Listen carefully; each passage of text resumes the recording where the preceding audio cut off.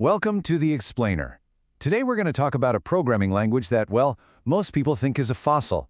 But what if I told you this supposed ghost in the machine is actually one of the most powerful forces in the entire global economy? Yeah, let's get into it. So let's kick things off with a question that honestly sounds a bit absurd. Is it even possible that the world's most important programming language is 60 years old? I mean, we're talking about tech that predates the moon landing. And the answer? Well, it's a shocking yes. You've probably heard the myth, right? Cobol is dead. It's a relic, this black and white photo in our super high-def, full-color world. But the reality? Oh man, it's not even close. This language isn't just active, it is the invisible engine that is quietly running pretty much everything. Okay, so let's blow past the myths and get right to the hard numbers. And trust me, the scale of what we're talking about here, it's absolutely staggering. Okay, check this out. Right now, there's something like 220 billion lines of active Cobol code out there. Just to give you a sense of how massive that is, it's way more code than in the entire Windows operating system. And this isn't some digital artifact sitting in a museum. This code is working right this second. So what's all that code doing? It's powering over wait for it, trillion dollars in commerce. And no, that's not a typo. That's not per year or per month. That is every single day. It's a mind-boggling amount of money, all resting on this one single language. In fact, if you look at all the business transactions happening globally, Cobol handles more than 70% of them. Just let that sink in. You could add up all the cool, new, flashy languages out there, and they don't even come close to touching it. All right, if it's that huge, where is all this stuff, right? Where is this invisible engine actually hiding?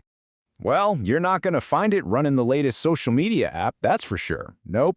You'll find it buried deep inside the absolute most critical systems that our society depends on to even function. And this is where it gets real. This is where Cobol stops being some abstract thing and becomes part of your day. Did you use an ATM this morning? There's a 95% chance Cobol was behind that swipe. Social Security, booking a flight, even checking out at the grocery store. It's all running on this 60-year-old foundation. It's everywhere. And just so we're clear, we're not talking about some small, dusty old systems nobody cares about. We're talking about the absolute giants, the big dogs, JP Morgan Chase, the Social Security Administration, Cigna, UPS. These are the institutions that form the bedrock of our economy. And guess what? They're all running on Cobol. Okay, so you can see how critical this all is, which means the people who manage this stuff, they're in a pretty unique, specialized world. So how on earth do you even find the companies and the people at the heart of this whole Cobol universe? You know, it might feel like this secret, hidden world, but finding the key players is actually way easier than you'd think. There's a pretty simple 4-step playbook for this, whether you're trying to hire someone, sell something, or you're just really curious. Okay, step 1, you start with the data. You can use tech databases like TheirStack or HGN sites to pinpoint exactly which companies are running on Cobol. And then, when you jump over to LinkedIn, don't even bother searching for trendy job titles. You've got to use the old school stuff, like mainframe system programmer or Cobol developer. Step 2 is all about partnering up with the experts. Think about it. Specialized recruiters and mainframe consulting firms.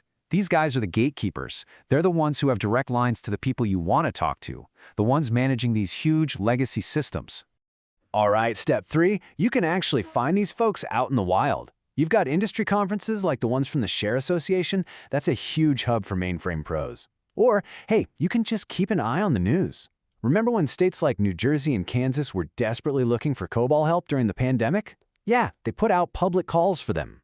And finally, step 4, go where they hang out online.